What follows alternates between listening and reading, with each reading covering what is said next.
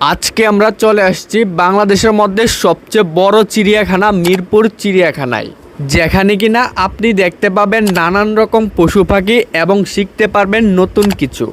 যেখানে কিনা প্রতিদিনই দেশের নানা প্রান্ত থেকে মানুষ ঘুরতে আসে।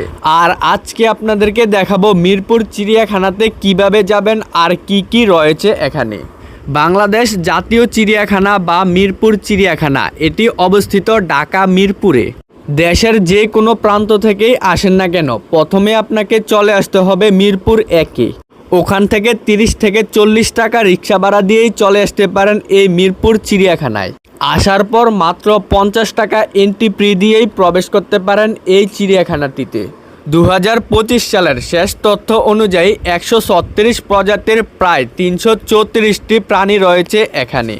আর আমার সামনে এখন দেখতে পাচ্ছেন বিশাল আকারের একটি জিরাফ। এখানে প্রায় 7 থেকে 8টির মতো জিরাফ দেখা গেছে, যেগুলোকে কিনা একটি নির্দিষ্ট জায়গার মধ্যে ছেড়ে রাখা হয়েছে। এখন যে প্রাণীটি দেখা যাচ্ছে এটিকে আমরা অনেকেই চিনি, আবার অনেকে নাও চিনতে পারি। এই প্রাণীটির নাম হলো গাধা। এখানেও প্রায় 6 থেকে 7টার মতো গাধা রয়েছে। আর আমরা যখন গিয়েছিলাম তখন গাধাগুলো একদম দেওয়ালের সামনে চলে আসছিল। তখন আমরাও গাধাগুলোকে ঘাস এবং পাতা খাওয়াতে লাগলাম।